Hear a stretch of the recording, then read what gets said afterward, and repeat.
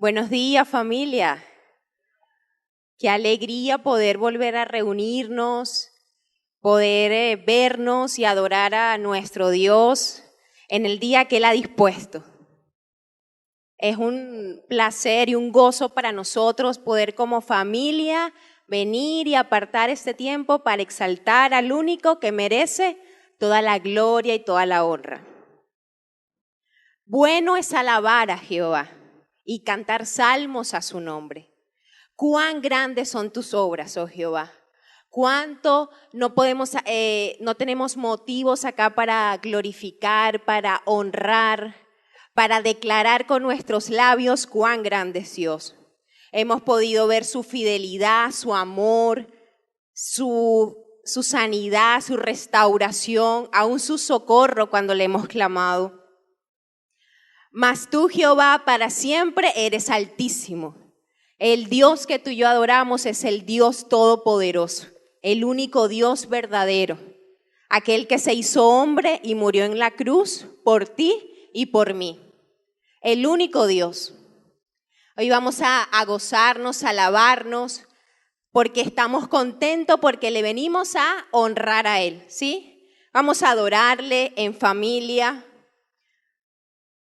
porque Él aumentará nuestras fuerzas y Él es quien nos sostiene, es nuestra roca, nuestra fortaleza. Él es el principio, el último. Ahí donde está, abre sus labios y dígale: Señor, tus misericordias son nuevas cada mañana.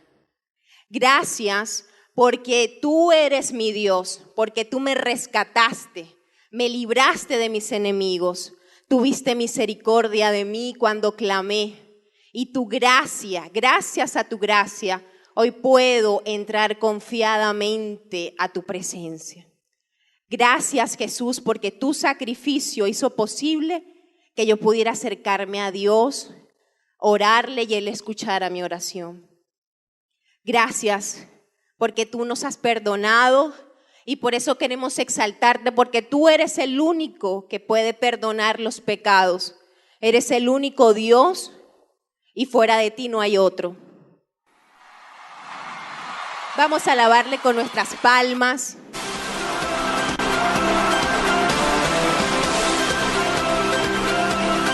Así es, con júbilo.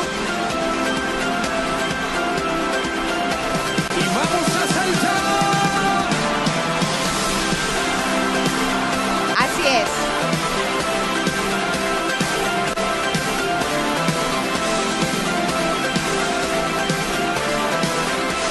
Pueden con la letra, si no se la saben, cantarla. Entraré por sus puertas con acción de gracias, con alabanza, y diré: grandes cosas ha hecho el Señor. Arden nuestros corazones por levantar el nombre de Cristo. Rendiremos nuestras vidas en adoración. Vamos a decirle: Padre, te adoramos. Padre, te adoramos. Cristo, Te exaltamos, tú eres digno de gloria y majestad.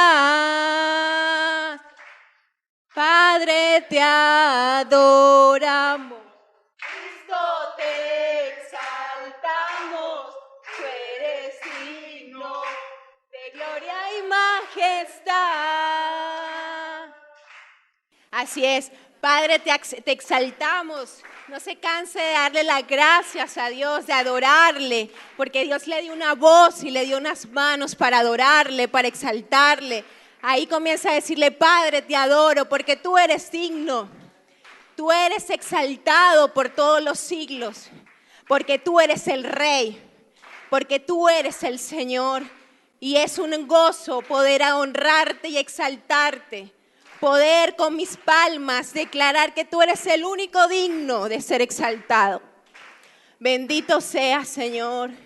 Dígale: Padre, te adoramos. Vamos a cantarle. Padre, te adoramos.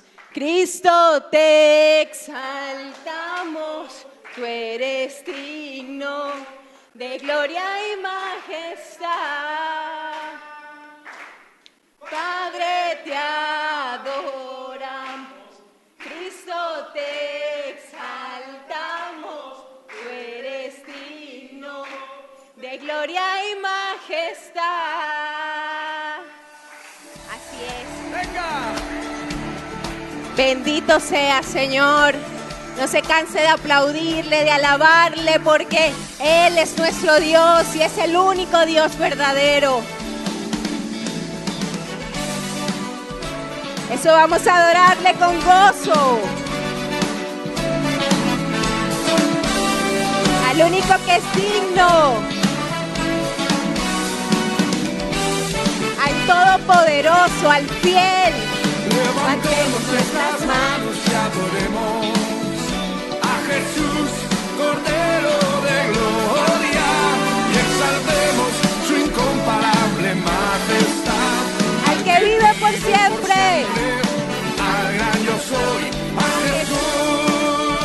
Así es, ese es el yo soy, el eterno. Es digno recibir la gloria, al que es digno recibir el honor, al que es digno recibir la gloria, Exprésele con sus al manos. que es digno recibir el honor. Y ahora levantemos nuestras manos. Nuestras manos y adoremos ¿A quién? Jesús, Cordero de gloria.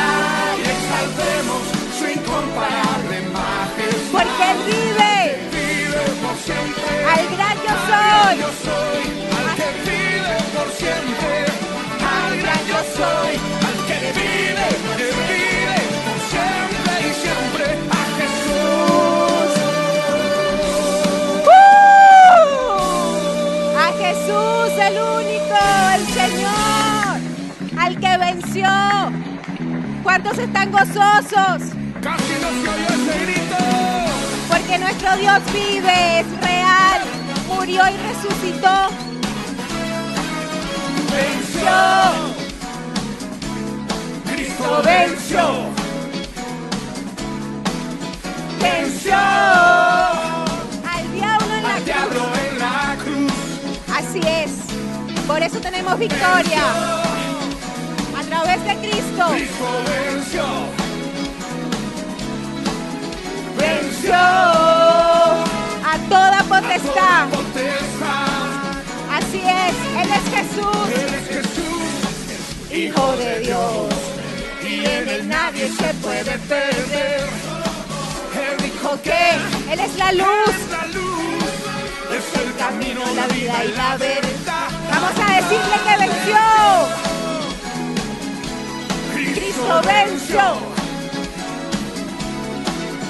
Venció al diablo en la cruz. Venció. Cristo venció. Así es, gozosos por esa victoria. A toda potestad. Él nos ha dado la victoria. Así que con júbilo vamos a decirle gracias, Señor. Para Cristo, salga, salga para Cristo, salga, como fuerza y vamos todos a pelear, todos a cantar, vamos a ganar, cantando al Señor, dando con ellos, porque Jesucristo es mi Señor, ¿cómo? Así es, Señor, te alabamos, te bendecimos. Tú eres poderoso. Señor, tú venciste la muerte. Vamos a decirle a Cristo que venció. Venció.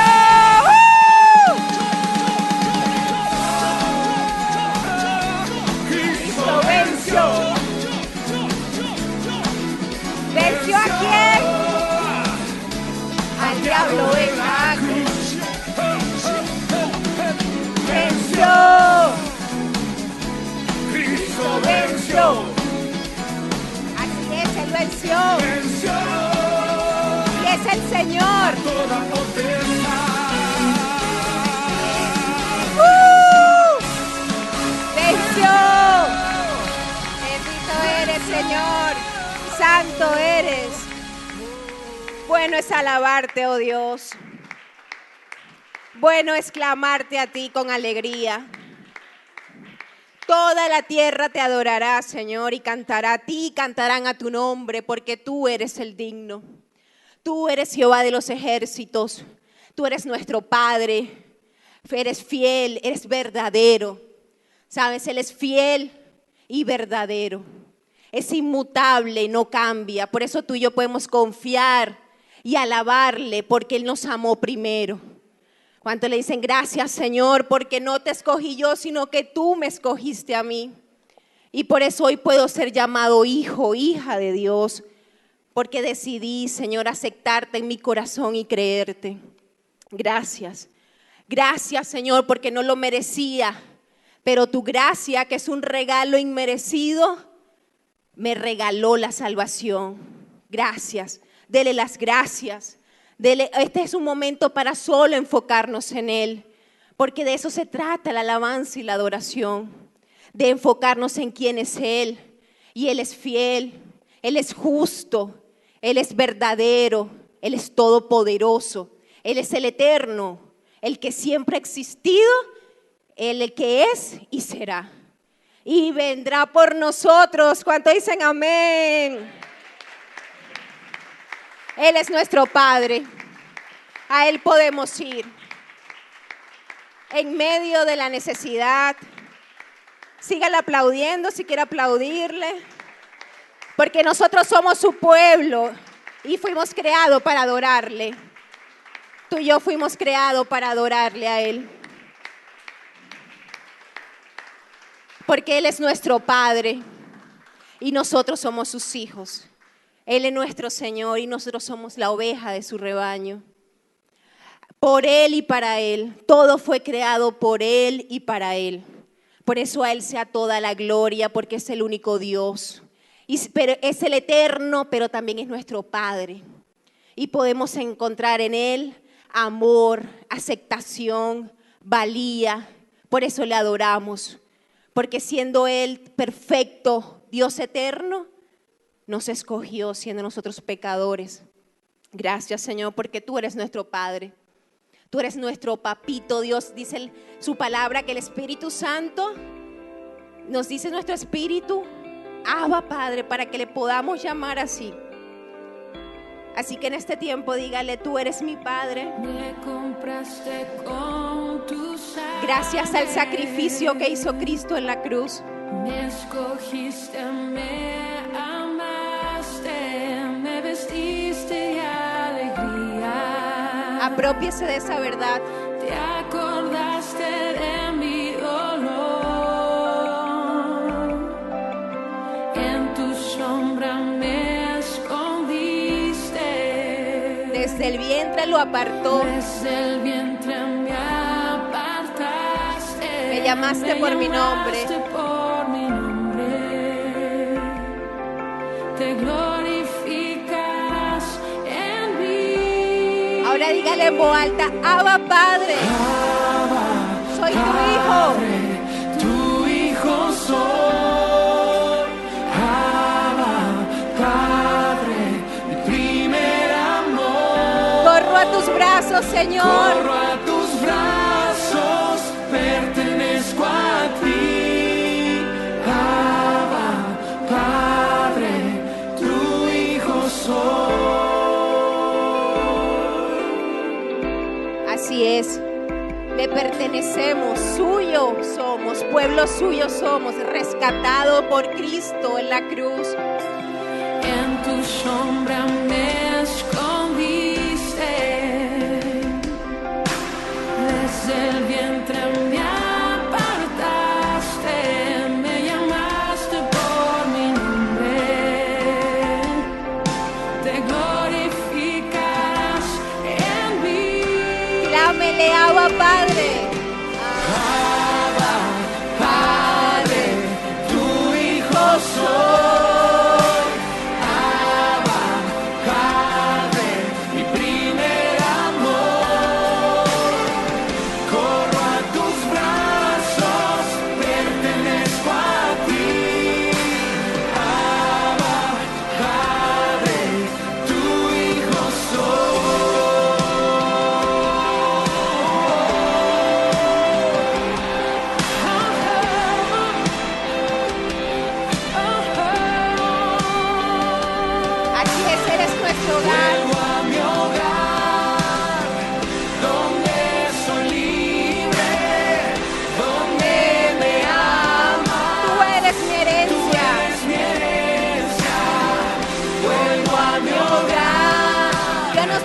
huérfano.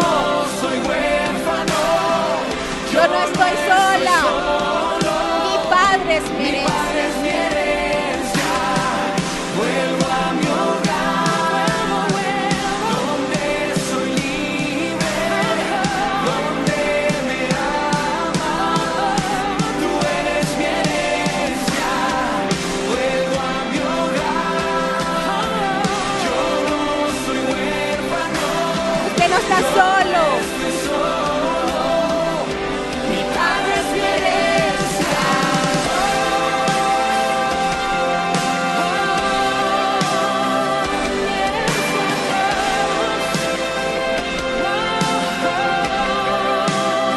Dígale, Abba, Padre. Soy tu hijo. Tu hijo soy. ¿Alguien puede levantar sus manos esta noche? Abba, Padre. Corro a tus brazos, pertenezco a ti. Abba, Padre, tu hijo soy. Abba, Padre, tu hijo soy. Abba, Padre, mi primer amor. Corro a tus brazos, pertenezco a ti. Abba, Padre, tu hijo soy. Así es, Señor. Gracias, gracias. Dele las gracias. Gracias, Señor. Solo nos queda es agradecer, porque gracias a Él podemos ser llamados hijos de Dios. Gracias a ese sacrificio. Dele las gracias. Dígale gracias, porque tú eres mi Padre. Eres el Todopoderoso. No hay otro como tú. Tú eres el único Dios. Y ese Dios verdadero y fiel es mi Padre y yo soy su hija. Gracias. Gracias, Señor. Gracias. Y todo es por ti, para ti, porque tú lo has dado todo. Todo fue creado por ti y todo lo que tenemos viene de ti. Pero esto digo, el que siembra escasamente, también segará escasamente. Y el que siembra generosamente, generosamente también segará. Cada uno dé como propuso en su corazón, no con tristeza ni por necesidad, porque Dios ama al dador alegre. Y poderoso es Dios para hacer que abunde en vosotros toda gracia, a fin de que, teniendo siempre en todas las cosas todo lo suficiente, abundéis para toda buena obra. Gracias, Señor, porque nuestra provisión viene de ti. Tú eres nuestra porción. Todo lo que tenemos, el sustento, el alimento, nuestro vestido, dice la Biblia que viene de ti porque tú cuidas de nosotros. Por eso hoy queremos dar alegremente lo que te pertenece, porque todo es por ti y para ti. Todo viene de ti. Y queremos darlo alegre, Señor, porque reconocemos que tú eres nuestro proveedor, que tú eres quien nos sostiene, que tú eres, Señor, quien envía la lluvia tardía o temprana en su tiempo. Gracias, te damos las gracias. Aún en lo poco o mucho que tengamos, Señor, te damos las gracias, porque confiamos en ti. Y qué mayor regalo que la salvación que nos has dado, Señor. Y por eso te alabamos y te bendecimos. Gracias. Tú eres el único digno de ser exaltado. Dígale, Señor, gracias, porque puedo confiar en que tu palabra es verdad. Y a través de tu palabra puedo conocerte, conocer quién eres. Eres mi Padre, eres el Creador. Dígale, eres el principio y el fin, el alfa y el omega. Eres la roca, eres quien levanta mi cabeza. Comience a darle la gracia y la gloria a Dios con sus palabras, con lo que usted quiere expresarle. Dígale, Señor, gracias, porque nada soy sin ti, porque respiro gracias a ti y fui creada por ti. Dígale, Señor, como fui creada por ti, quiero vivir para ti. Quiero comprometerme a agradarte y a darte toda la gloria y la honra al único Dios verdadero. Porque no nos cansamos, Señor, de reconocer quién eres. Porque nos maravillamos, porque eres hermoso. Eres el más hermoso de todos, Jesús. Al conocer tu amor y tu fidelidad, Señor, te damos nos sorprendemos, Señor. Eres el Dios de toda gracia. Nos has sostenido con fuerza y con poder. Como pueblo de Dios vamos a Señor, te exaltarle a Él. decimos que a ti sea la gloria A Él sea la y gloria. el imperio por todos los siglos Así es. de los siglos. En los cielos, Todo el mundo santo, dice santo amén. le alaban, santo, santo. Y tú y yo fuimos creados para eso, para El apóstol adorarle. Pedro escribe en el capítulo 5, verso 10. Mas el Dios Así es. de toda gracia que nos llamó a su gloria eterna, Que nos perfeccione. nos perfeccione y afirme, fortalezca. Cánteselo como una oración a su Padre, establezca. porque solo a Él sea la gloria. A Él sea el imperio por los siglos de los siglos. Solo a Él, al único Dios. Dígale, solo a ti, Señor.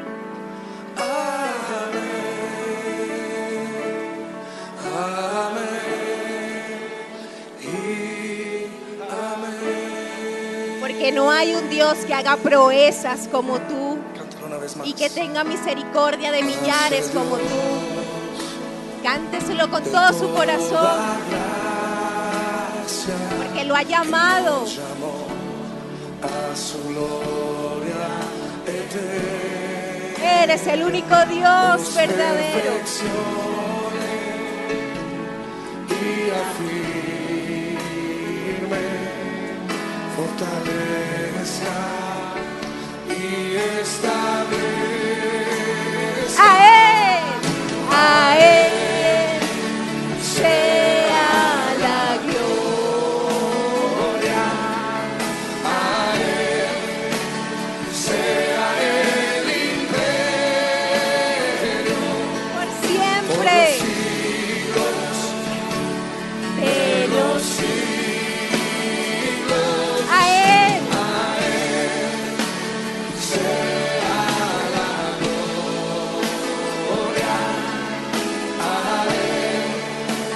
Sea el imperio por los siglos de los siglos.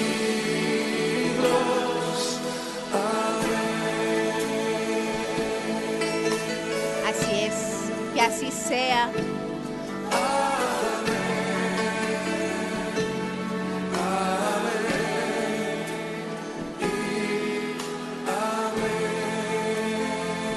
Así es, Dios Todopoderoso. Más el Dios. Vamos a decirle nuevamente, de toda gracia inmerecida Nos llamó a su gloria. eterna. Vamos a orarle, Señor, perfección. Nos perfeccione y afirme, fortalezca y establezca. A Él sea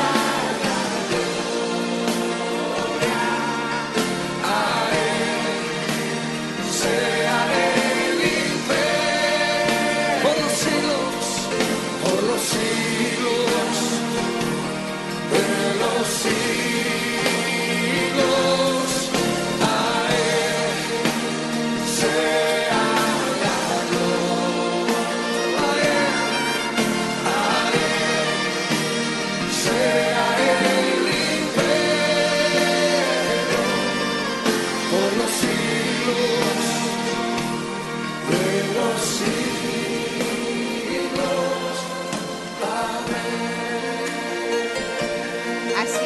así sea.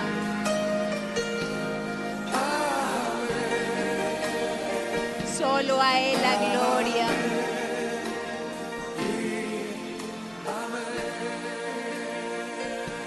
Al único que puede salvar y rescatar, al único que perdona pecados, al único que rescata de la muerte a la vida y al único que tiene palabras de vida eterna.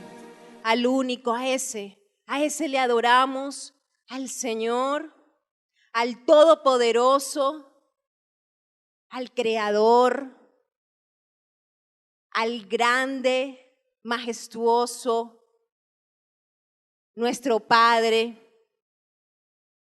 nuestra fortaleza, nuestro escudo y nuestro refugio en el momento de la tribulación, aquel que nos rescató. Vamos a darle la gloria solo a Él y un fuerte aplauso porque solo Él se lo merece.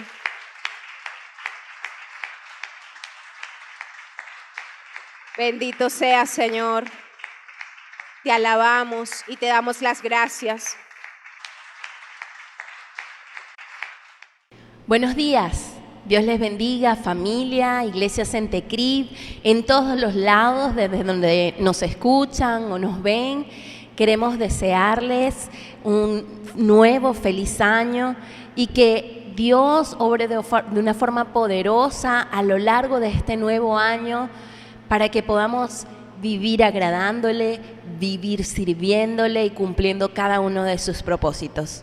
Estoy muy contenta de poder compartir con ustedes nuevamente la palabra del Señor para que sigamos aprendiendo y comprendiendo la verdad acerca de la soberanía de Dios, que podamos conocer los atributos de Dios y podamos conocer no solamente acerca de Él, sino que en intimidad cada uno de nosotros, en nuestros hogares, donde nadie nos ve, podamos conocerlo a Él. Pasar tiempo en su presencia, escudriñando su palabra y descubriendo su plan y su propósito para nuestras vidas. Hoy queremos continuar estudiando acerca de la soberanía de Dios y la responsabilidad humana.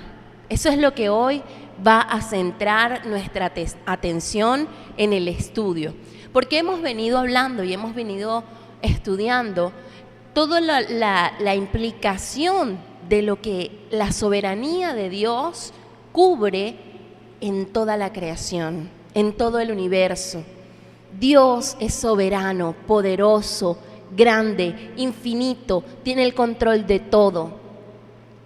Y hemos visto que el ser humano, el hombre natural, el hombre que no conoce a Jesús como Señor y Salvador, hablábamos hace un par de semanas que realmente no es soberano, su voluntad no es soberana ni libre, sino que en realidad es esclava y sierva del corazón. El hombre natural no tiene lo que llaman libre albedrío, no tiene la posibilidad de escoger entre el bien y el mal, porque si bien está el panorama puesto, la voluntad humana del hombre natural siempre va a tender hacia el mal, porque su corazón está depravado, en ruina espiritual, hay muerte. Y por más que intente hacer lo bueno, su corazón va a terminar atrayéndolo hacia lo malo. Por eso necesitamos al Señor, necesitamos a Dios. Pero la realidad es que la completa corrupción y degradación de la naturaleza humana es algo que el hombre natural odia admitir, odia reconocer, que va a negarlo completamente, insistentemente, fervientemente, hasta que conozca a Dios y sea enseñado por Dios y su palabra lo que es su verdadera condición. Y usted puede darse cuenta que muchísima de la doctrina errónea que ahora escuchamos y vemos en cantidades por los canales que se hacen llamar cristianos, pero lo que hablan son una sarta de tonterías, herejías, emocionalismos, mentiras en contra de la palabra de Dios para beneficiarse personalmente, engañando y desviando a la gente que pues busca escuchar algo de Dios y como lo que escucha es conveniente, termina apartado del Señor. Y es triste, es lamentable, porque no solamente se ve en esos canales televisivos, sino que se ve hoy en día en todas las redes sociales, en YouTube. La gente habla supuestamente en nombre de Dios, enseñando supuestamente la verdad de Dios, pero realmente lo que expresan es un repudio de lo dicho por Dios acerca de la depravación humana. Lo que se comparte, lo que se dice y lo que se enseña muchas veces es emocionalismo, es acariciar y seguir regodeándose en la mentira y el pecado por beneficio personal, por conveniencia. Y es triste y es lamentable. El ser humano sin Cristo rechaza completamente esta verdad de las Escrituras.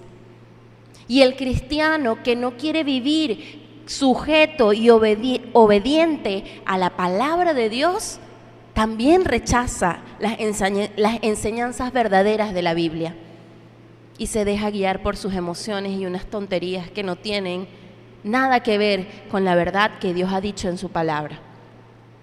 Y lo podemos ver. Muchísimas veces hemos compartido de Cristo a alguien que no conoce del Señor y es muy difícil que la persona pueda ver su verdadera condición.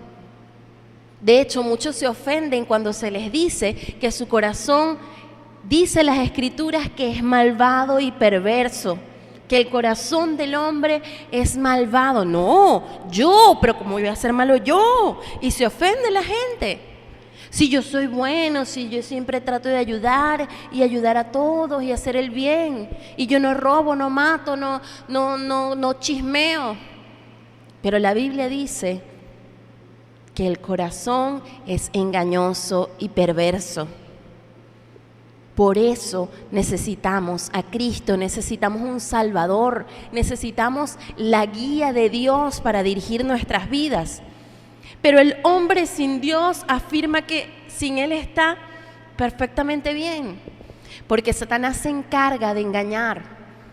Y muchos dicen, como dicen Apocalipsis, no, pero es que yo soy rico, no me falta nada, yo estoy bien.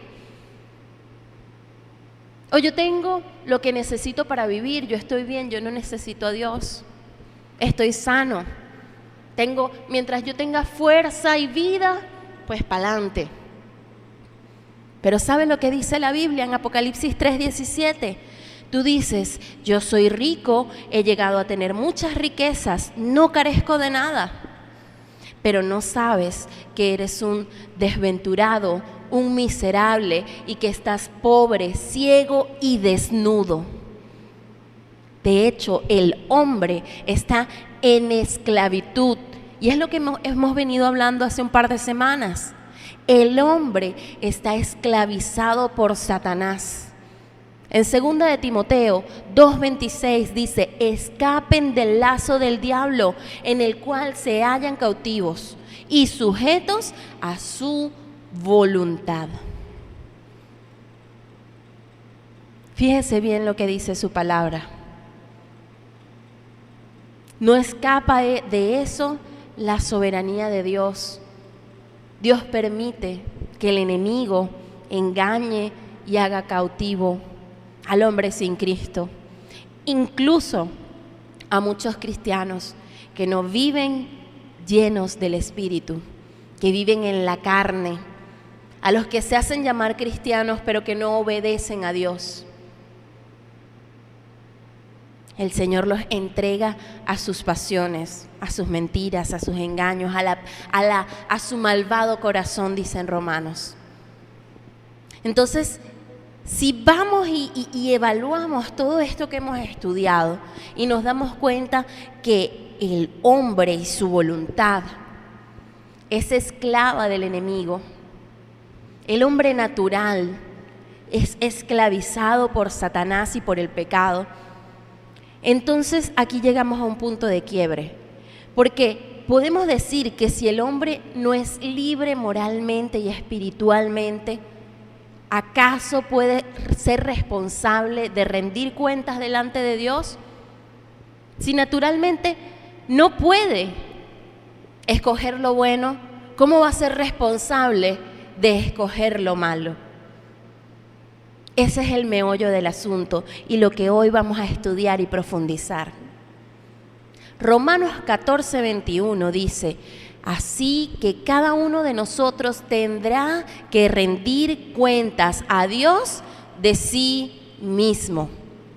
Fíjese lo que dice la palabra de Dios.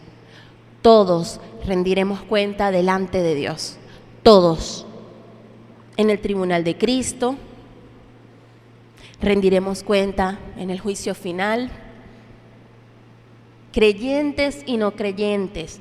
Todo ser humano, toda criatura, todo hombre y mujer sobre la tierra, habrá un día que delante de Dios rendiremos cuentas por todo lo que hayamos hecho en la carne, dice su palabra.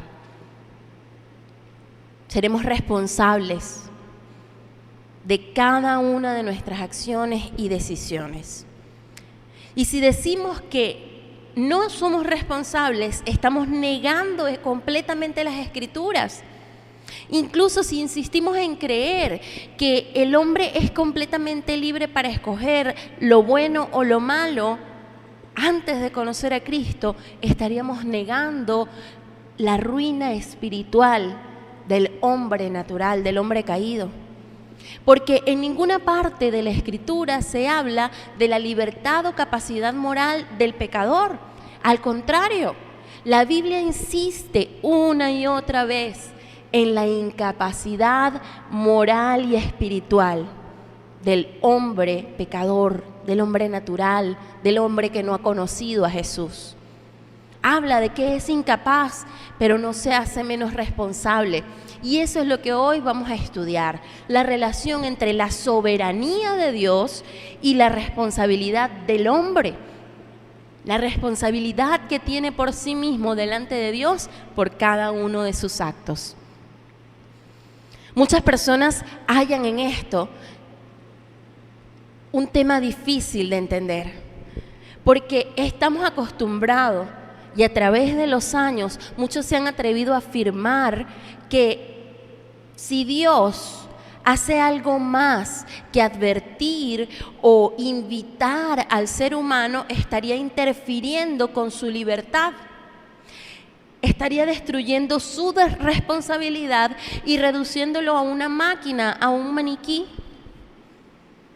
Pero vamos a ver bíblicamente cómo Dios puede actuar con su poder soberano, reteniendo al hombre o impulsándolo a hacer cosas sin cambiar, menoscabar o eliminar su libertad y su responsabilidad.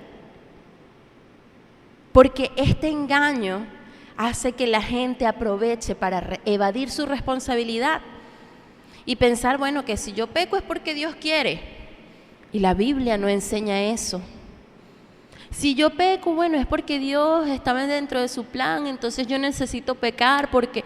No, eso es una mentira, es un engaño. Estás evadiendo tu responsabilidad si crees así. Veamos lo que la Biblia dice con respecto a esto. Veamos lo que la Biblia nos enseña con respecto a los llamados de Dios, al propósito de Dios, al plan de Dios. En Romanos 9, versículo 11 en adelante dice: aunque sus hijos todavía no habían nacido ni habían hecho algo bueno o malo, y para confirmar que el propósito de Dios no está basado en las obras, sino en el que llama, se le dijo: el mayor servirá al menor. Como está escrito: a Jacob amé, pero a Esaú aborrecí. Entonces, ¿qué diremos? ¿Que Dios es injusto? De ninguna manera. Porque Dios dijo a Moisés: tendré misericordia del que yo quiera y me compadeceré del que yo quiera. Así pues, no depende de que el hombre quiera o se esfuerce, sino de que Dios tenga misericordia. Fíjese eso, lo que dice su palabra. Dios es quien escoge, Dios es quien llama y Dios es quien permite absolutamente todo, porque Dios es completamente soberano. En el versículo 17 dice: porque la Escritura le dice a Faraón: te he levantado precisamente para mostrar en ti mi poder y para que mi nombre sea anunciado por toda la tierra. De manera que Dios tiene misericordia de quien Él quiere tenerla y endurece a quien Él quiere endurecer.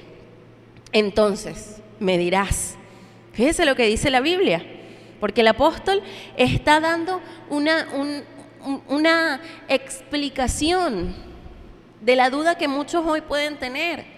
Y dice en el versículo 19: ¿por qué Dios todavía nos echa la culpa? ¿Quién puede oponerse a su voluntad?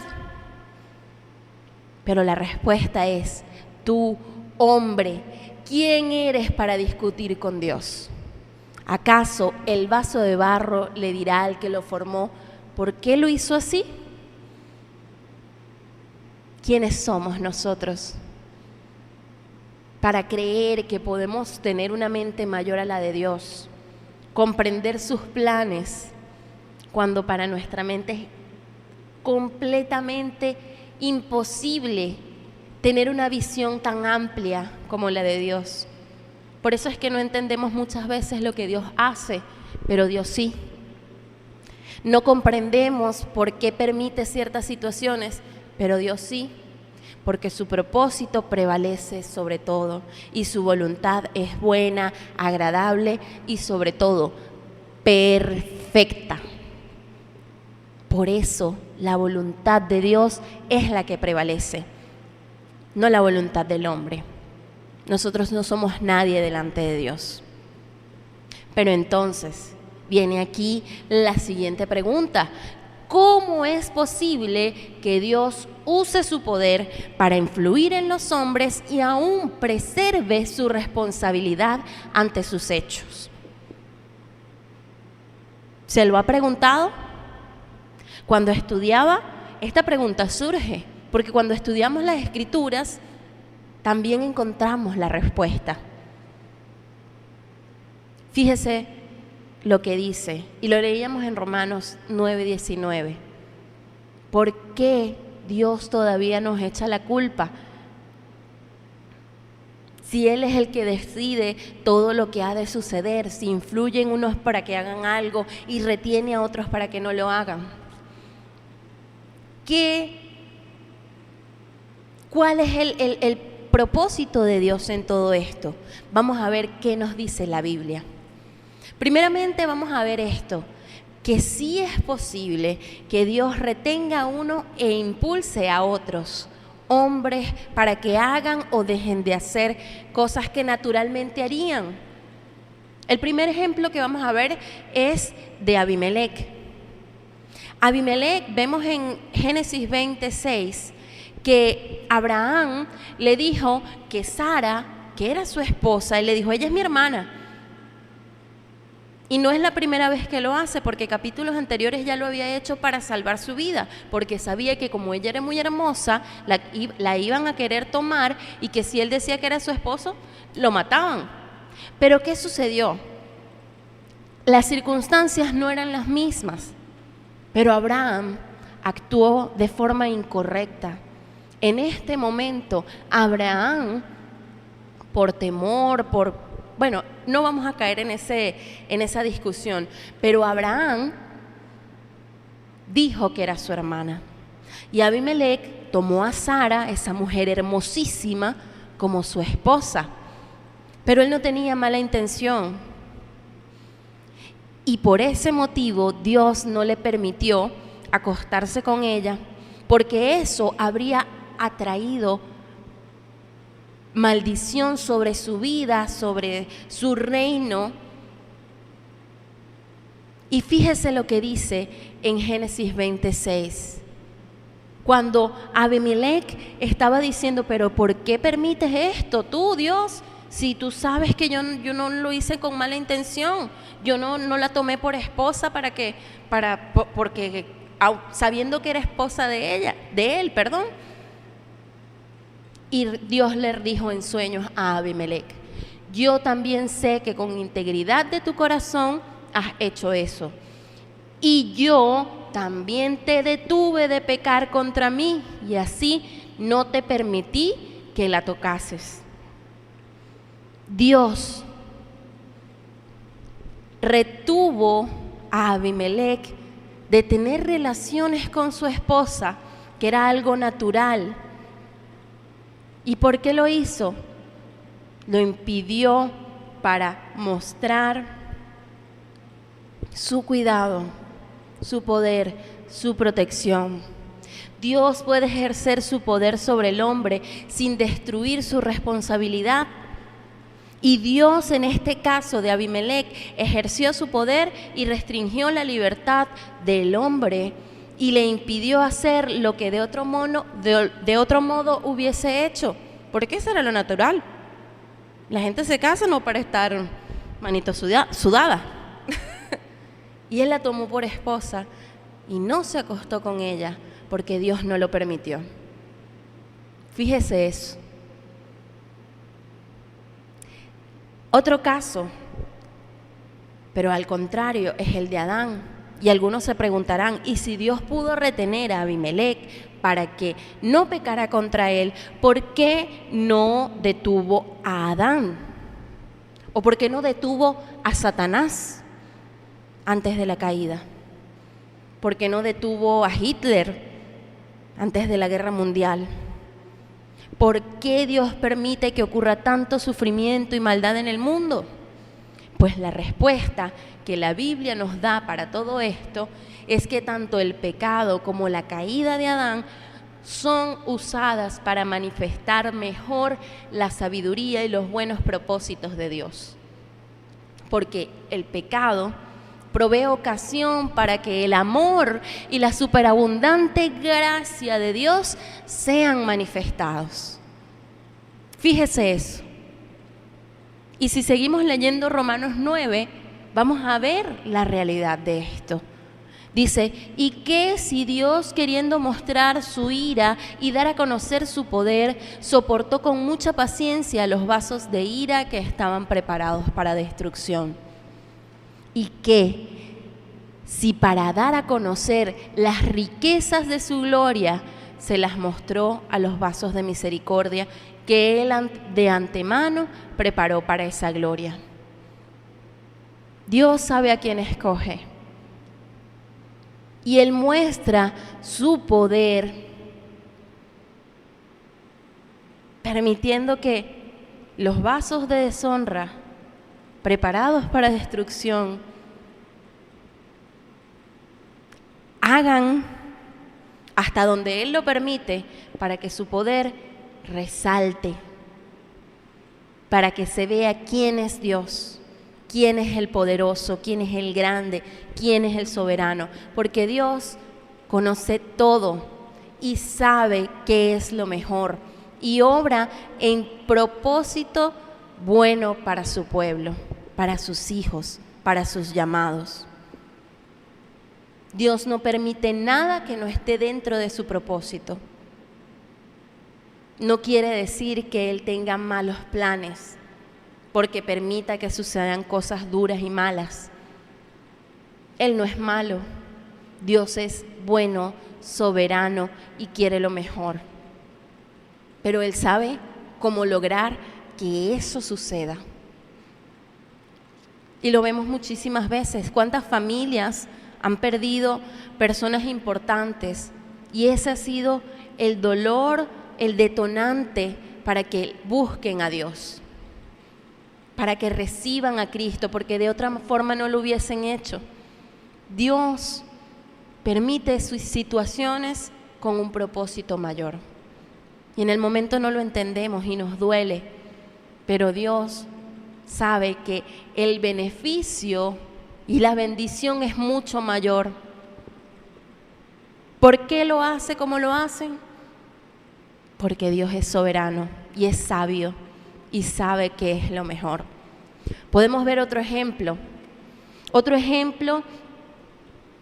que ilustra el mismo principio, que es el ejemplo de Balaam. Balac lo llamó para maldecir al pueblo de Israel. Y a pesar de que él era un profeta pagano, tuvo la oportunidad de identificar y discernir lo que Dios le estaba diciendo. Y aunque a él le estaban ofreciendo mucho dinero por maldecir a Israel, él dijo, no puedo. Y buscó todos los medios, buscó y no pudo hacerlo. Y lo vemos en el versículo Números 23. Dice, él respondió y dijo, ¿no cuidaré de decir lo que Jehová ponga en mi boca? He aquí, he recibido orden de bendecir. Él dio bendición y no podré revocarla. Fíjese lo que hace Dios. Fíjese, Dios puede impulsar o Dios puede retener. Más adelante leemos en Crónicas, segunda de Crónicas 17:10, cómo los pueblos alrededor, los reinos alrededor de Josafat, del reino de Judá, dice que no se atrevieron, no osaron hacer guerra contra Josafat. ¿Por qué? Lo dice en el versículo, porque el temor de Jehová cayó sobre todos los reinos de la tierra que estaban alrededor de Judá. La implicación es clara. Si no hubiese temor del Señor, los que estaban a su alrededor, los reinos de alrededor, hubiesen ido en guerra contra él. Pero el Señor levantó a Josafat, ese hombre que decidió buscar al Dios verdadero, aquel que habían desechado sus antepasados, y tumbó y destruyó los ídolos construidos en el reino, y buscó la verdadera adoración y enseñó al pueblo a que adorara al Dios verdadero. Y el Señor lo levantó y el Señor detuvo a los reinos de alrededor para que no fueran en guerra contra él. Y fue un reino que subió y surgió. Dios puede hacer lo que Él quiera hacer. Dios puede obrar como Él quiera obrar. Las Escrituras enseñan que Dios retiene tanto a las naciones como a los individuos, y cuando le place hacerlo así, se interpone para evitar lo que Él quiere detener. Y muchas veces lo hemos escuchado en testimonios de hijos de Dios. Nosotros lo vivimos. Una vez al identificarnos como hijos de Dios, no nos robaron en un transporte público. Y yo lo he escuchado de eso muchísimas veces. Porque Dios, si está dentro de su plan, va a detener al malvado. Y a usted le va a enseñar su poder. Si está dentro de su plan. Porque no me malinterprete, ser hijo de Dios no es un escudo, no es una contra, no es una estampita. No. Hay gente que agarra la Biblia como una estampita para que vean que soy cristiano y no me roben. Mire, si está dentro del propósito de Dios, no se va a poder detener. Usted no tiene que tener la Biblia como una estampita. porque nosotros ya no tenemos amuletos, ídolos. La Biblia es para vivirla y obedecerla. ¿Sí me entiende? Porque lo que está dentro del plan de Dios se cumple, su propósito permanece. Y muchas veces Dios utiliza a los malvados para traer a nuestra vida destrucción, mal, dolor, muerte. Y eso no cambia quién es Dios, porque si está dentro de sus planes, no tenemos que recriminarle, ni pensar que no nos cuidó, no nos guardó. Tenemos que conocer al Dios verdadero, porque conociéndolo podemos entender sus planes y propósitos en lo bueno y en lo malo, en lo agradable y en lo desagradable, porque su voluntad es buena, agradable y perfecta.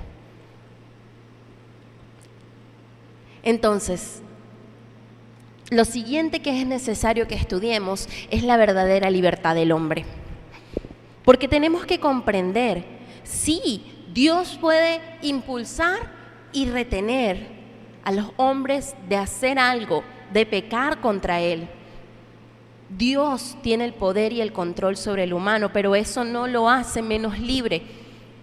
¿Sabe por qué? Porque la libertad moral real es el ser liberado de la esclavitud del pecado.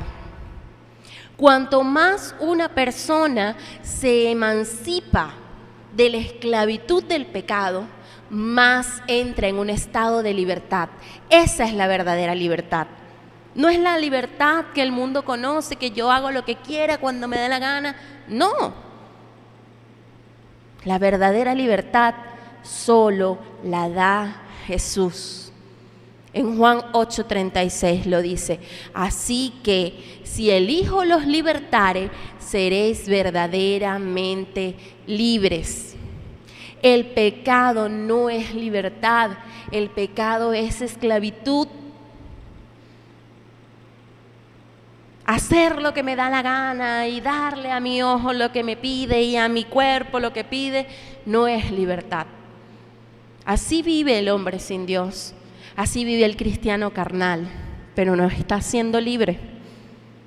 Cree que es libre porque esa es la mentira de Satanás. Complace a tu carne, a tus placeres, a tu corazón perverso y así, esa es la libertad. No, esa es esclavitud de pecado y la Biblia lo enseña. Pero cuanto más se aproxima una persona a no pecar, más se aproxima a la santidad de Dios. Esa es la verdadera libertad en Cristo. Ya no estar atados a la naturaleza pecaminosa, ya no estar dependiendo de nuestros deseos y pasiones y de nuestro malvado corazón que es engañoso y perverso. Esa es esclavitud. La libertad es en Cristo. ¿O acaso nos atreveríamos a decir que porque Dios no puede mentir y porque Dios no puede ser tentado, es menos libre porque no puede hacer lo malo? No. Dios es completamente libre. Él es la libertad. Él es el que nos libera. Porque Satanás solamente está para traer esclavitud y cautividad. Eso es algo que debemos entender. Debemos acercarnos a Dios. Debemos conocer a Dios para poder experimentar la verdadera libertad. Y un ejemplo muy bueno que hay para poder entender esto es la forma en que Dios entregó las Escrituras al hombre. Dios utilizó a seres humanos imperfectos, siervos de Él, para ser los que iban a escribir su palabra y dejarla a todas las generaciones venideras. Y fíjese lo que dice en 2 de Pedro 1, del 20 al 21. Sabiendo esto, primero, que ninguna profecía de la Escritura es de interpretación privada, porque la profecía no vino en ningún momento por voluntad humana, sino que los santos hombres de Dios hablaron siendo inspirados por el Espíritu Santo. Aquí tenemos un ejemplo cómo la responsabilidad del hombre y la soberanía de Dios están puestas así, en unión, en yuxtaposición. ¿Por qué? Porque el hombre estaba siendo un instrumento de Dios y tenía una gran responsabilidad. Pero ¿qué hizo Dios en cada uno de estos autores, cada uno de estos escritores? Limitó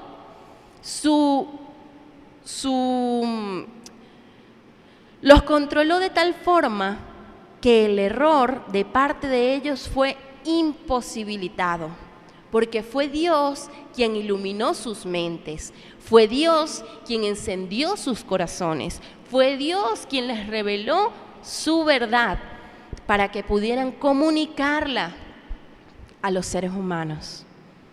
Fue Dios quien hizo todo esto. Por eso vemos en 2 de Tesalonicenses, toda la Escritura es inspirada por Dios.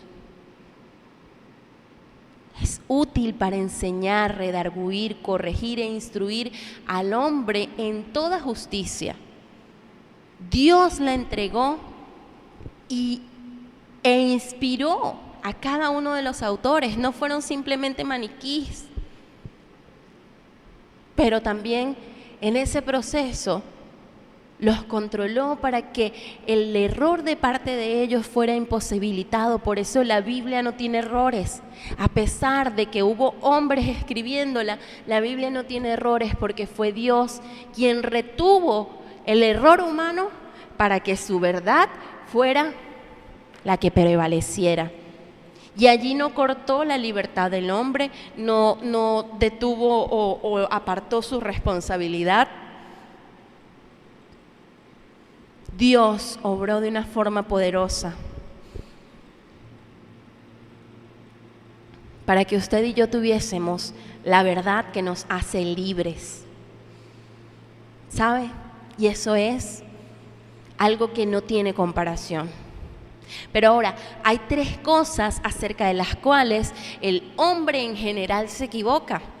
Y esas son la miseria y la felicidad, la locura y la sabiduría, y la esclavitud y la libertad. ¿Por qué? Porque hoy en día la gente, ¿a quién juzga como miserable? Al que no tiene dinero, al que está en una condición difícil económica, al afligido. Ay, pobrecito. Pero ¿a quién ve el mundo como felices? A los prósperos, a los que tienen posibilidades económicas. Cuando en realidad la verdadera felicidad no tiene nada que ver con eso.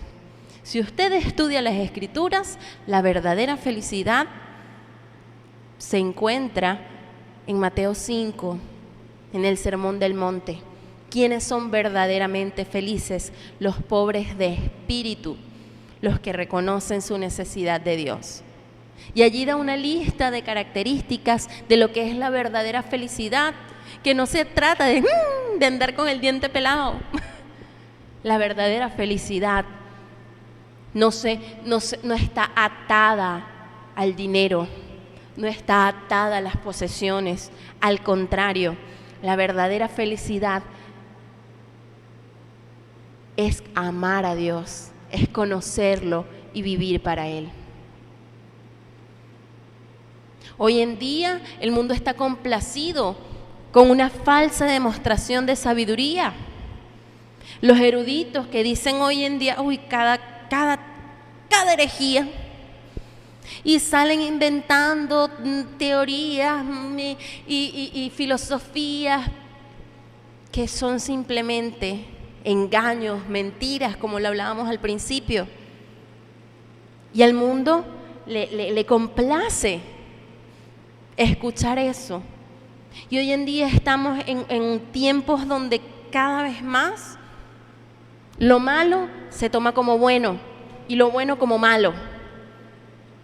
Hoy día estamos en un tiempo en donde la verdad bíblica es una locura Si en tiempos de los apóstoles ya era una realidad, hoy en día más que nunca, porque la moralidad ha sido completamente pervertida por el corazón depravado del ser humano.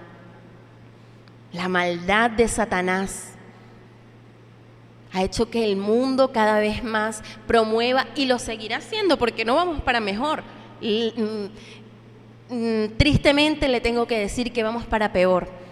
Veremos cosas peores.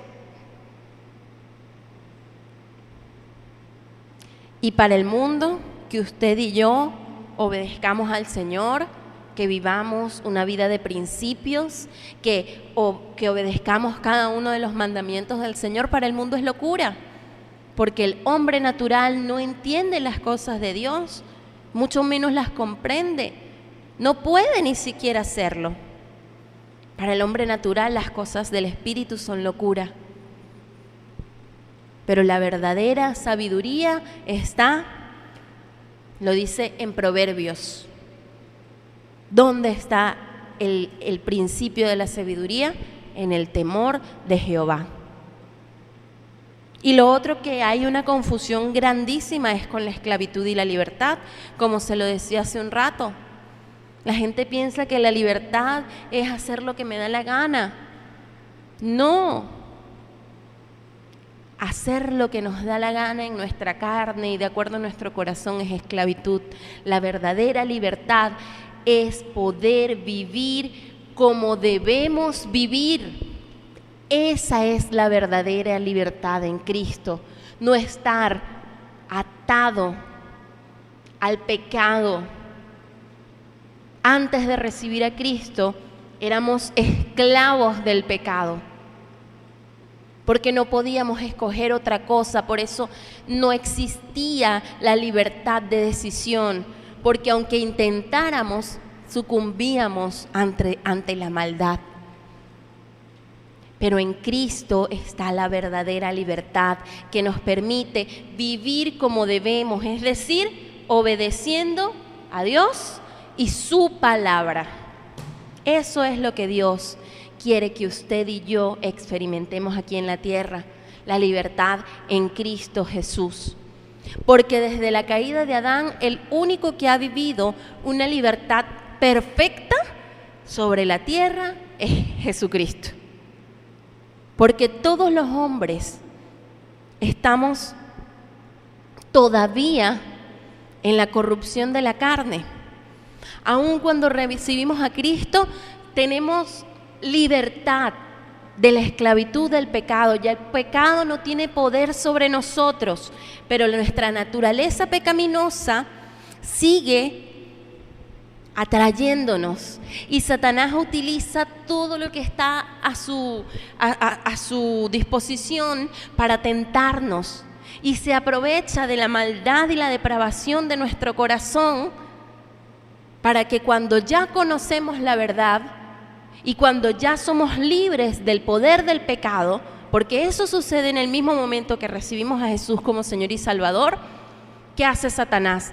Trata de engañar al cristiano, al creyente, con sus trampas y mentiras, llevándole a pensar, no, pero es que tú no eres totalmente libre, tú no puedes dejar el pecado, tú no puedes dejar de ver a las mujeres, tú no puedes dejar de ser chismosa, tú no puedes dejar, y así le dice al hombre y a la mujer, y le dice al joven, tú no puedes mantenerte santo en estos tiempos, tú no puedes dejar de ver pornografía, tú no puedes tratar bien a tu esposo, tú no puedes sujetarte, tú no puedes ser una cabeza de hogar como debe ser, tú no puedes amar a tu esposa, tú no puedes enseñar a tus hijos.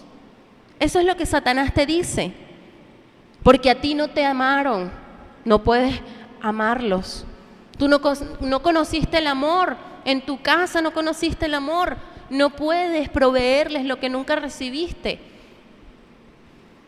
Y todas esas mentiras Satanás utiliza en contra de los no creyentes y de los creyentes.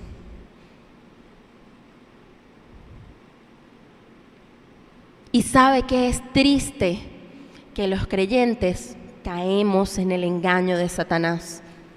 Y pudiendo ser libres en Cristo, volvemos a ponernos las esposas que el Señor ya había roto. Y lo hacemos decidiendo pecar, desobedeciendo su verdad, porque en su palabra nos dice cómo debemos de vivir, como hombres, como mujeres, como siervos, como empleadores, como trabajadores, como padres, como hijos. La Biblia nos da clara dirección de cómo debemos vivir. Por eso usted y yo necesitamos buscar a Dios, necesitamos conocer al Señor, necesitamos vivir guiados por el Espíritu. Necesitamos a Dios. No hay excusa. Si somos cristianos, no hay excusa. Nuestro pecado personal puede destruir toda nuestra vida, puede destruir nuestra familia, ahogarnos a nosotros mismos en la ira, en la depresión, en la ambición, en el desagradecimiento. Puede destruir nuestro matrimonio, puede destruir y marcar la vida de nuestros hijos. Podemos dañar a nuestros padres. Podemos hacer que la gente que está a nuestro alrededor diga, no, si eso es cristiano, mejor no. Podemos ser un antitestimonio. Por eso, no te dejes engañar, hijo de Dios. No te dejes engañar. Porque en Cristo tú eres libre. En Cristo somos libres. Esa es la verdadera libertad. No hacer lo que me da la gana. La verdadera libertad es hacer lo que Dios me dice que haga para ver su bendición.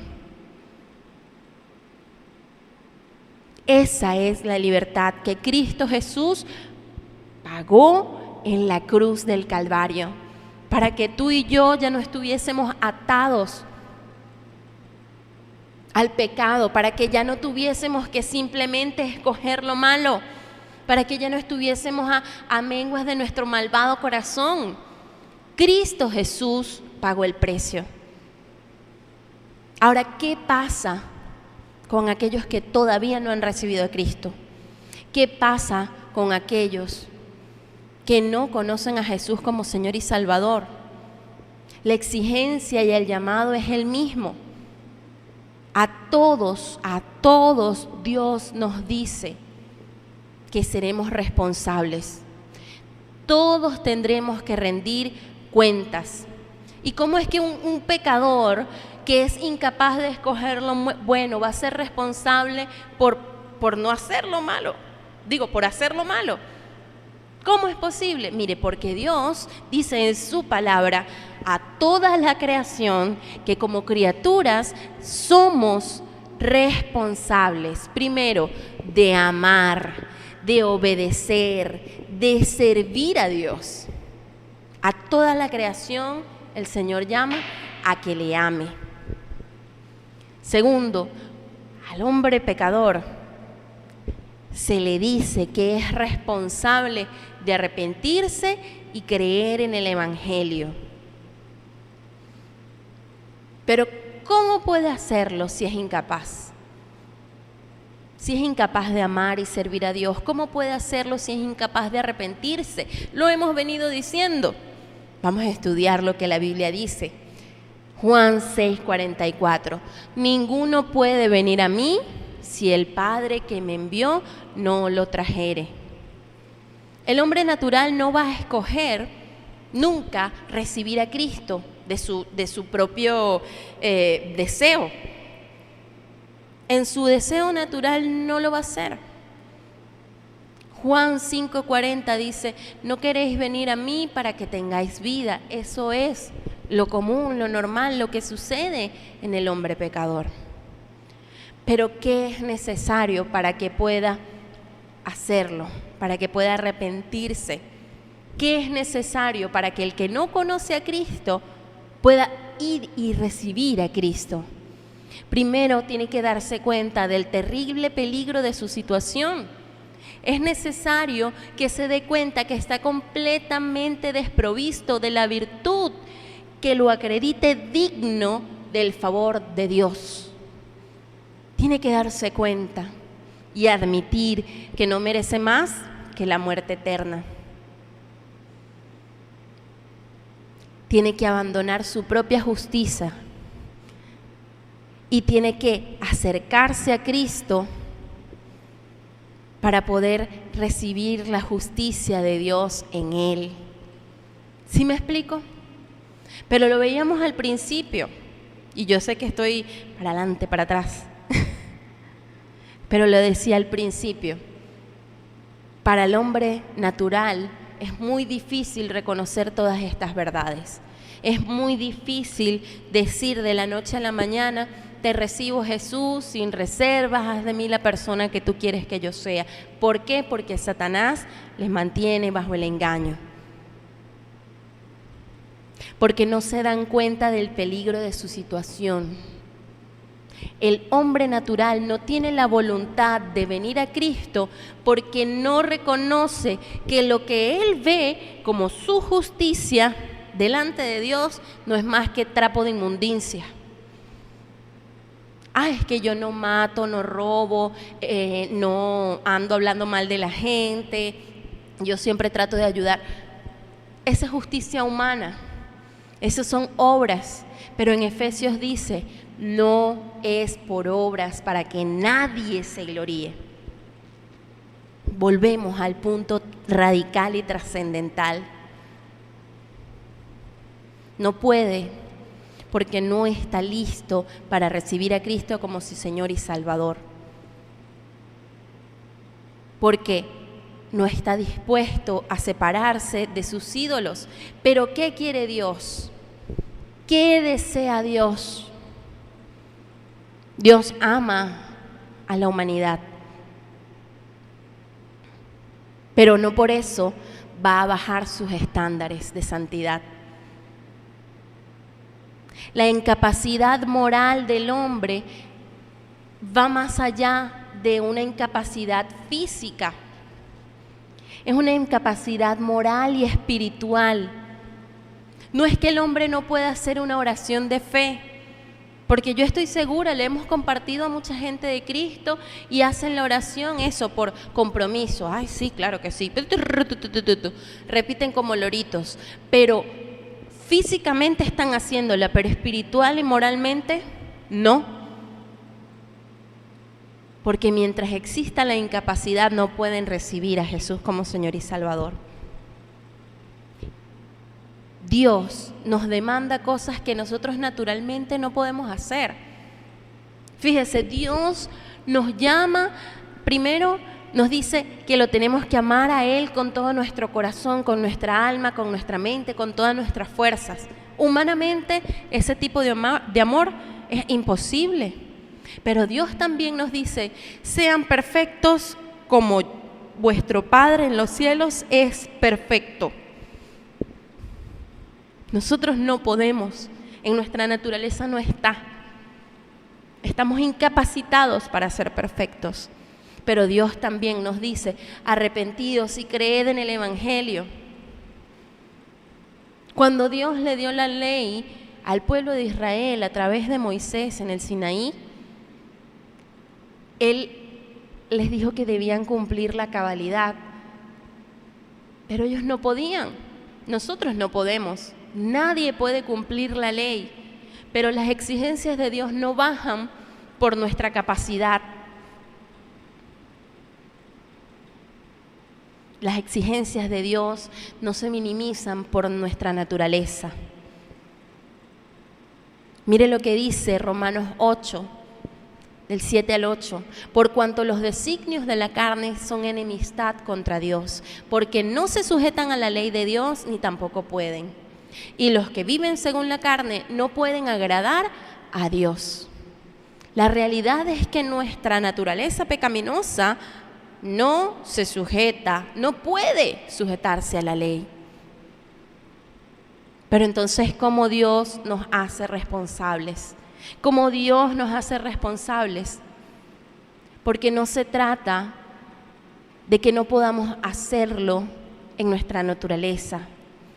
O sea, nuestra capacidad humana, podemos hablar, podemos entender, pero la incapacidad radica en el área moral y espiritual. Y eso es lo que el Espíritu Santo de Dios, es lo que Dios en su predestinación despierta en aquellos que han sido llamados para recibirle. Los que no han sido llamados nunca despertarán moral y espiritualmente.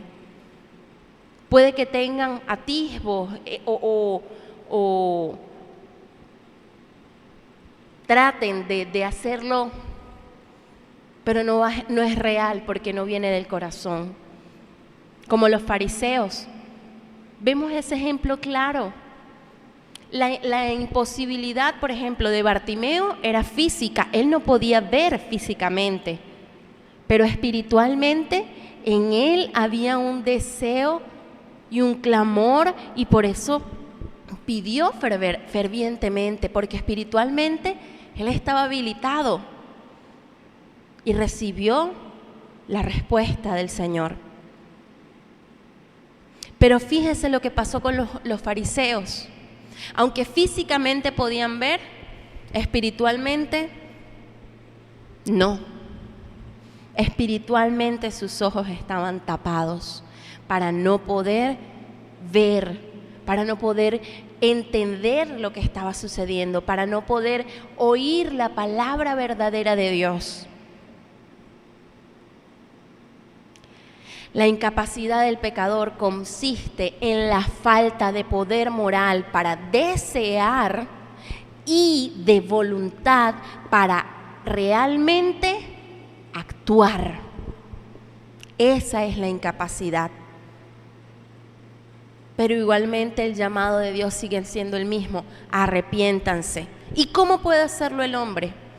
¿Cómo puede hacerlo el hombre si su corazón está depravado?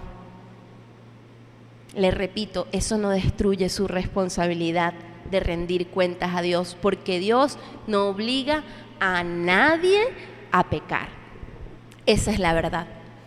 Dios no obliga a nadie a pecar. Dios da la oportunidad para el arrepentimiento.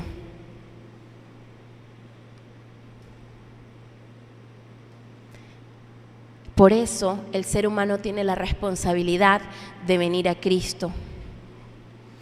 Y lo podemos ver en un ejemplo sencillo. El ladrón que roba porque es controlado por su concupiscencia, por la avaricia de su corazón y no puede dejar de robar, ¿es responsable o no es responsable de su delincuencia, de su robo? Claro que es responsable. Y no lo hablemos solamente espiritualmente, hablemoslo de la ley, desde el punto de vista legal.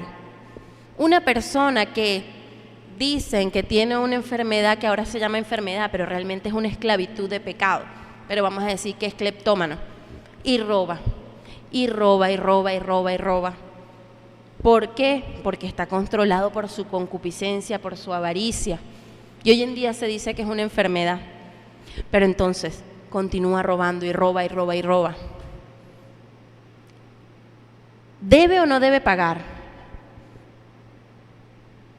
¿Es responsable o no es responsable de sus hechos?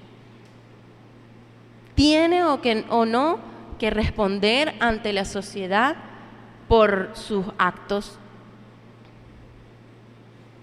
Y pongámoslo de otro punto de vista para ser más tajantes. Si una persona que va ebria en un vehículo va conduciendo, primeramente no debería conducir, pero decide conducirlo porque aquí sabemos cómo es, y va conduciendo y resulta que tiene un accidente y mata a otra persona, ¿debe o no debe pagar? ¿Es responsable o no de sus actos? La imposibilidad de tomar una decisión coherente no le hace inocente, Yo sé que es difícil, pero la realidad legal es esa. Y espiritualmente eso es lo que sucede con el hombre pecador. ¿Por qué el hombre es responsable delante de Dios ante sus actos, aunque sea incapaz de escoger lo bueno? ¿Por qué? Porque el problema no radica en lo externo, radica en el corazón. La responsabilidad de los actos radica en el corazón, en el motivo y la intención con la que se comete el acto. Recuerde, si lo ha leído, el ejemplo de Judas. Judas estaba escogido para perdición. Dentro del plan de Dios habría alguien que iba a entregarle. Y cuando él traicionó a Jesús, cumplió el plan de Dios, cumplió la voluntad de Dios. Pero Judas no lo hizo por agradar a Dios, porque él sabía que era necesario y se inmoló. No. ¿Qué había en el corazón de Judas? Ambición, egoísmo. Por eso fue responsable. Por eso no hubo arrepentimiento en él, sino remordimiento que lo llevó a la muerte, al suicidio. Eso era lo que había en el corazón de Judas. El corazón determina todo. La actitud del corazón, la responsabilidad se relaciona principalmente con el motivo y la intención del que comete el acto. No estoy diciendo que podamos o no podamos hacerlo. Estoy diciendo que Dios mira el corazón. Dios mira tu corazón y mira mi corazón. Por eso somos responsables de recibir a Cristo. Por eso somos responsables de dar el paso. Porque Dios despierta en nosotros nuestro espíritu, pero nosotros necesitamos responder ante ese llamado. No se trata de mí, se trata que Dios me escogió.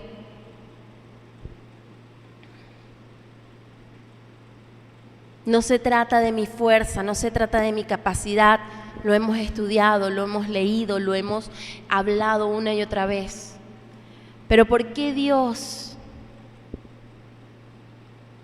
nos escogió? No es por nosotros, es por su amor, es por su gracia, es por su fidelidad. Las demandas de Dios siguen siendo exactamente las mismas. Dios es perfecto y Dios debe establecer un estándar perfecto ante nosotros. Dios no nos va a decir, bueno, dame un poquito de tu corazón porque yo sé que el resto... No, Dios nos dice, dame, hijo mío, tu corazón. ¿Cuál es nuestra responsabilidad? Pedir ayuda. Fíjese lo que tenemos que hacer. Pedir ayuda a Dios. Reconocer nuestra incapacidad, clamar a Él por su gracia que nos capacita, reconocer nuestra ignorancia, nuestra debilidad, nuestra pecaminosidad, nuestra impotencia y suplicar a Él que nos dé la sabiduría, la fuerza y la gracia. Eso es lo que tenemos que hacer nosotros. De lo demás se encarga el Señor. Imagínense que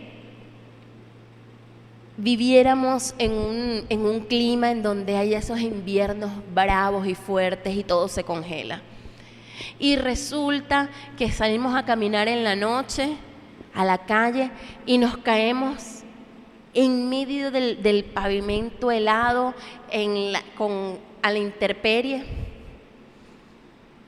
Si nosotros nos quedamos allí caídos y no nos levantamos Y si no podemos levantarnos, por lo menos pedimos ayuda y empezamos a gritar. ¿Qué va a suceder? Nos vamos a morir ahí congelados, seguramente. Pero sabiendo que no queremos perecer, ¿qué es lo que debemos hacer? Buscar ayuda, pedir, gritar, clamar, arrastrarnos como podamos hasta encontrar a alguien que nos ayude y que nos rescate. Esa es la actitud que el Señor demanda del hombre. Darse cuenta que está perdido. No es creer que puede hacer algo para salvarse, es darse cuenta que está perdido y clamar por la misericordia del único que puede salvarlo. Así se puede ir a Cristo, así se puede recibir a Jesús. Eso es lo que hace la diferencia entre repetir una oración por repetirla y recibir a Jesús. Porque cuando usted y yo decimos, Señor Jesús, te doy gracias por perdonar mis pecados. Te pido que tomes el control del trono de mi vida y hagas de mí la persona que tú quieres que yo sea. No estamos repitiendo una oración como un lorito. Estamos diciendo un clamor verdadero, expresando una necesidad, reconociendo la grandeza de Dios y nuestra inmensa debilidad. Por eso el hombre es responsable, ¿sabe? Porque somos criaturas racionales. Nosotros somos capaces de entender medianamente en medio de nuestra mente finita, podemos comprender la palabra que Dios dejó revelada para que nuestra mente finita pudiera saber la verdad. ¿Sí me explico? Tenemos su palabra, tenemos la verdad que ha sido revelada. Por eso somos responsables. Porque todo ser humano tiene la misma posibilidad. El ofrecimiento de la salvación es universal. ¿Quiénes se van a salvar? Aquellos que sean parte de los escogidos, porque Dios va a despertar su espíritu. Nosotros no sabemos quiénes son, entonces no podemos estar segregando ni señalando. Por eso le compartimos la verdad a toda criatura. Y el que crea y se arrepienta será salvo. Y el que no, pagará. Pero es que no sabía, no le dijeron, no le hablaron. El que no, pagará. Porque el Señor en su misericordia, por eso es que ha retrasado. No es que ha retrasado, la palabra dice que no ha venido porque no quiere que ninguno se pierda. ¿Qué quiere el Señor? Que todos los que Él ha escogido sean salvos. Y así va a ser. Ninguno que esté dentro de su plan se perderá, ni uno, porque el Señor es fiel a su palabra. Así que entendamos nuestra responsabilidad como cristianos, como hijos de Dios, de vivir para agradarle y de compartir esta verdad que puede hacer salvo a aquel que todavía está en sus delitos y pecados. Hagamos lo que el Señor nos ha llamado a hacer, vivamos para agradarle y demos gloria a su nombre. Le invito a que terminemos entonces este tiempo dándole la gloria, la honra y la alabanza que Él merece y sobre todo reconociendo personalmente que lo necesitamos a Él. Cierre sus ojos allí en su hogar y hoy dígale conmigo: Señor, reconozco delante de ti quién soy. Si usted está escuchando por primera vez esta palabra, le invito a que pueda decirle: Señor Jesús, te doy gracias por perdonar mis pecados. Te pido que tomes el control del trono de mi vida y hagas de mí la persona que tú quieres que yo sea. Y no diga esto solo por repetir, entienda cada palabra que está anunciando, porque esto puede cambiar su eternidad. Si lo ha hecho con entendimiento, creyendo en su corazón, si ha confesado con sus labios estas palabras, la Biblia dice que usted es salvo. Bienvenido a la familia de la fe. Hoy puedes empezar a disfrutar de la gracia superabundante, del amor infinito, del poder del Espíritu, que hoy te ha hecho vivo, libre, salvo en Él. Y aún para todos aquellos que ya conocemos al Señor, este tiempo es un llamado de Dios para nosotros. La salvación ya la tenemos y es un privilegio hermosísimo, incalculable, invaluable. Mas es necesario que no nos conformemos con el regalo precioso de la salvación, sino que vivamos como es digno de un hijo de Dios, en obediencia al Señor y su palabra. No podemos en nuestra capacidad, porque nuestra naturaleza y nuestra carne siempre va a inclinarse al pecado. Por eso la Biblia nos dice: revístanse de una nueva naturaleza y vivan guiados por el Espíritu, porque es su poder el que nos mantiene libres, es su poder el que nos sostiene, es su poder el que nos levanta. Así que, hijo de Dios, te invito a que con todo tu ser puedas decirle en este tiempo: hoy te rindo a ti mi vida, a ti mi corazón, a ti mis fuerzas, a ti mis deseos, a ti todo, Señor, el único Dios verdadero, el principio y el fin. El principio y el fin, y el gran yo soy, me rindo. Dile a ti, el Todopoderoso, el que es y que será, y el gran yo soy, me entrego. dile: Señor, quiero que gobiernes mi vida.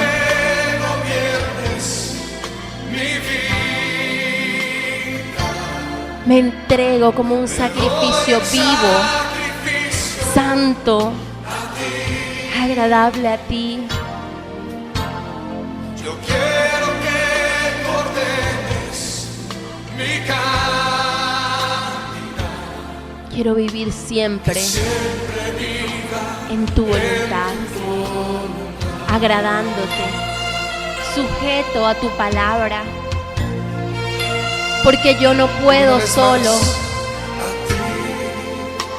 El alfa y la omega, el principio y el fin, y el gran yo soy, me rindo hoy a ti, el todopoderoso, el que es y que será, y el gran yo soy, me entrego.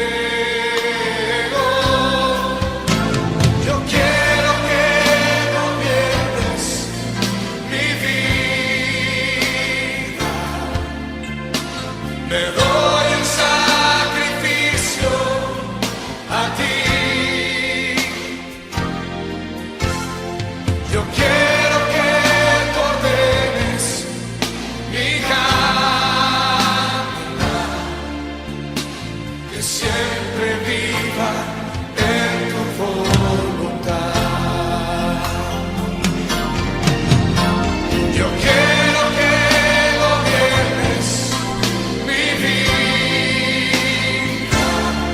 solo un Salvador.